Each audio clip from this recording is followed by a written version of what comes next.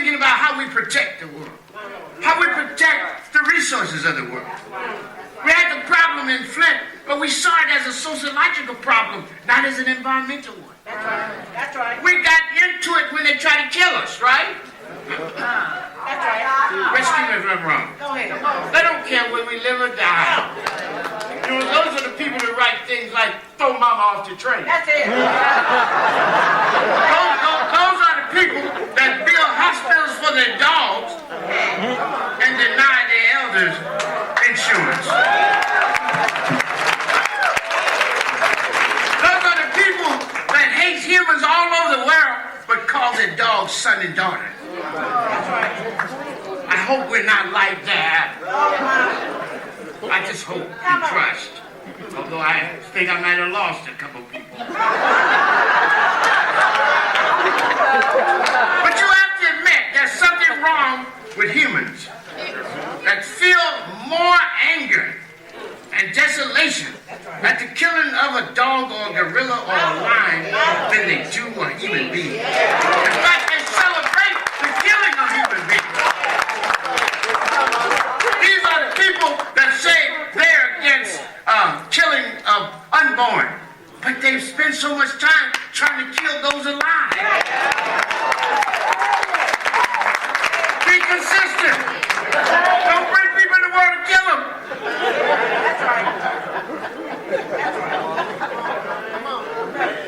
We live, I'm in the teaching tradition, but I know what you mean. I'm with now. But that's it, you know. Look, that's my father. My father's a Baptist minister. May the good he left, and my mother, may the good they left last forever. May they look down on me and be pleased with the work I tried to do in their honor and in their memory. And my father was a preacher. He taught me a lot of things. And some of them I've learned and some I haven't. Like, for example, he said, be short. Always lead before your audience.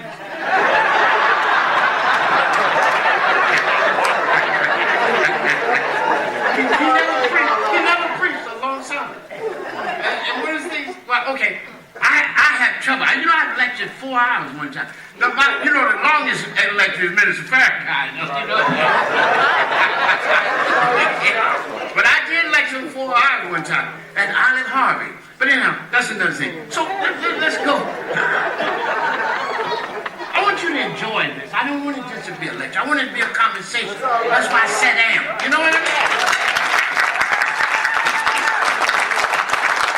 So thirdly, I want us to see that Kwanzaa is a special time for commemoration of the past. A time for raising and praising the honored names, the righteous deed, and sacred words of our ancestors. We call them the way openers, who opened the path to the good and excellence in the world that we know and taught us dignity-affirming and life-enhancing way to understand and assert ourselves as Africans in the world. Moreover, Kwanzaa is a special time to recommit ourselves to our highest value. Values that instruct and urge us to seek and speak truth, to demand and do justice, to care for the poor, to honor our elders and our ancestors, to cherish and challenge our children, to care for the poor and the vulnerable among us, to measure ourselves by how we treat the most vulnerable. Therefore it says, give food to the hungry, water to the thirsty, clothes to the naked, and a boat to those without one. Who a father for the orphan, a mother for the timid, a raft for the drowning, a shelter for the homeless, and a ladder for those trapped in the pit of despair. Our ancestors taught us that. They taught us also to have a rightful relationship with the environment, to constantly struggle against evil and injustice, and always raise up, pursue, and praise the good. We need to remember those things. And in remembering them, as Ossie said of Malcolm, we honor the best in ourselves. We honor the best in ourselves. So it is immoral to forget. It is righteous to remember. Finally, Kwanzaa is a special time for celebration of the good of family, community, and culture, the good of our people as a whole, the good of life and love, the good of field and forest, trees and treasured moment, running rivers and rising rocks in a word, the good of the world and all in it.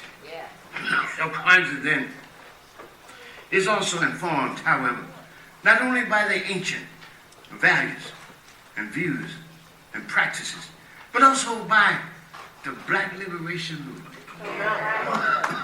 Kwanzaa is a holiday born in revolution and revolt. Kwanzaa is informed by the conversations and struggles of the Black freedom movement in the 60s, especially the Black Power movement. So Kwanzaa became an act of freedom and a practice of freedom. That's it. It's an act of freedom in that it resisted European culture and pluralism that wanted to lift us out of our own history and make us a fair footnote and forgotten casualty in its own. You wanted to erase our memory and our minds and instead replace it with the filth it calls its own views and values. And we resisted that. That's right. Our oppressor would not be our teacher, we said. They cannot tell us how to worship God or celebrate ourselves. That's right. Or how to treat trees. That's right. Or to observe rivers or stars. Or to make sense out of what it means to be a man and a woman in the world. That's right. What is the white man? How dare he even imagine his ability or right to teach us anything? Come on.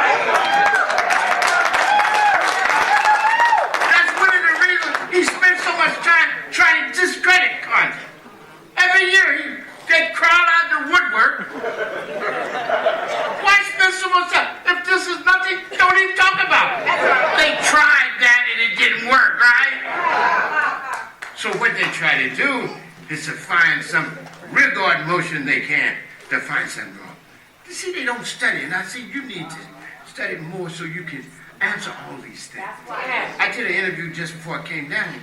The guy said, tell me the relevance of Kwanzaa today. I said, well, that's an illegitimate question. That's right. What is it always meant? Right? And I didn't want to do what I usually do because I'm a hard line. Because I would ask them, what's the relevance of Christmas? What's the relevance of Hanukkah? But I didn't want to leave no black Christian, you know what I'm saying? So I said, well, okay.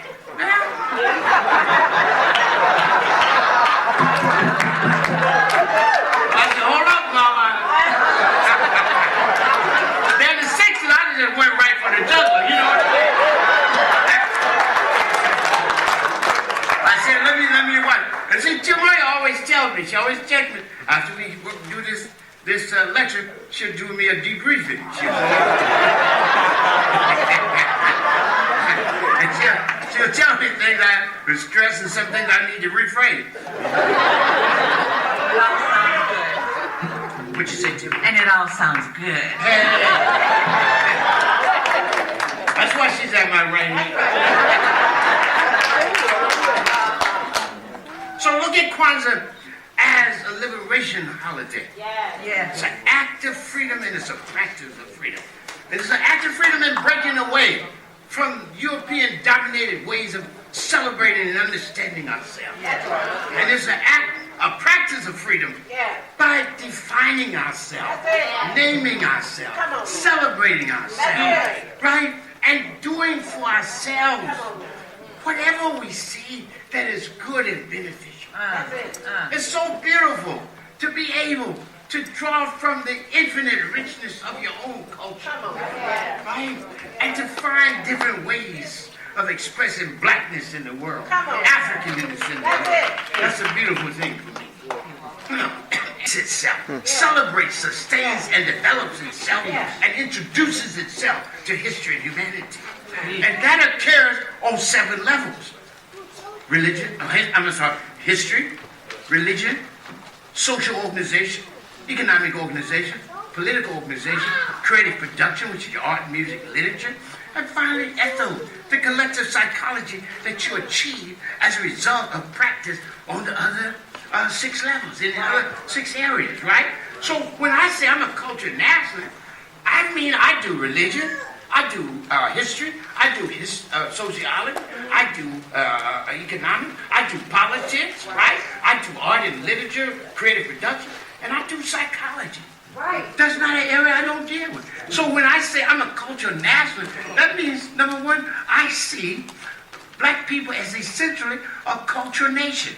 struggling to come into political existence. Now, listen to this. I taught this. You can see this in this photo book. But, people like to distort what I'm doing. So let me tell you what there's some people want to make a distinction between cultural nationalism and revolutionary nationalism. But see, that's what we call theoretical consciousness. Cultural nationalism is not to be compared with revolutionary nationalism. It's to be compared with political nationalism, economic nationalism, or religious nationalism. Those are areas of social focus. So Malcolm is a religious nationalist. Right? Obadiah is a political nationalist. Right. That means they focus on politics. Malcolm focused on religion as a solution. I'm a culture nationalist. I focus on all of it. That's right. All of it. Okay, now let me tell you the fundamental principles of culture and nationalism so you know. So, I forgot to tell you about revolutionary. Revolutionary, sometimes, self-congratulatory announcements of self. We are always revolutionary. It's not a group I know that would do anything didn't say revolutionary. Raise your hand if you know one after the conversation. Right? Everybody was armed, by the way, because we said, arm yourself or you harm yourself. Everybody was against the established order, right? That's just a reality. Anybody that was progressive was against the established order. That's right. Anybody that says I'm with Malcolm had to be against the established order. That's it. You can't just do that. Even Ella Bacon's against the established order. Right. That's right. You could be black and not be oppressed. Malcolm said all progressive thinking people that are oppressed are revolutionary. That's it. That's your only reason. That's your only method that's real. That's it. You can't just. Okay. Now. So we can look. These are different. This is called quality of practice or quality of social movement. Revolutionary, reactionary, progressive, reformist. Those go together, right? So you can be a reactionary political nationalist, like you can be a revolutionary culture nationalist. One is where you focus, the other is the quality of your emotion. That's it. The social practice. That's it. Right? So we're a revolutionary culture nationalist. So here's what you judge for yourself by reading my material, not me listening to gossip in the sanctuary. You understand? But if you really want to know, here's what we said and say now. The fundamental cultural nationalism is based on three fundamental principles. One, that the defining feature of any people or nation is its culture. Just think about that a minute. The defining feature of any people or nation is its culture. That's it. Second, that for a people to be itself, it must be what I said, self-conscious, self-determined, and rooted in its own culture. I can't get away from culture. I'm going to culture again. Third, the quality of life of a people and the success of its revolutionary struggle depends upon it waging cultural revolution within and political revolution without, resulting in a radical reconstruction of self, society, and the world. Don't tell me we're not, we are. But that's not all we are. We're multidimensional people. We don't put out music. We don't put down dancing. That's part of who we are. Right? That's the joy of life. That's a celebration of ourselves and the world. We have not only the right to do that, but the responsibility. There's a rich history in that. But we must free ourselves from the mental enslavement and bondage that colonialism, imperialism, and the Holocaust of enslavement imposed on us. That's why Fanon said, when we want to talk about the end of colonialism, it's not just for decolonizing the land, it's also decolonizing the person. That's it. The person's mind. That's it. Right? We got to decolonize our mind. Right? And that's what us has been about. Right? Because we know. Does that mean we didn't organize and have one of the strongest, we would argue the strongest paramilitary organization in existence at the time? Look, we took struggle seriously. Right? We read Mao, we read Sun Tzu. Our people could quote it back to you. And we structured our argument like that. And our move and our missions like that. I don't want to go through all that because this is time for celebration. But I want to speak with a clear air, right?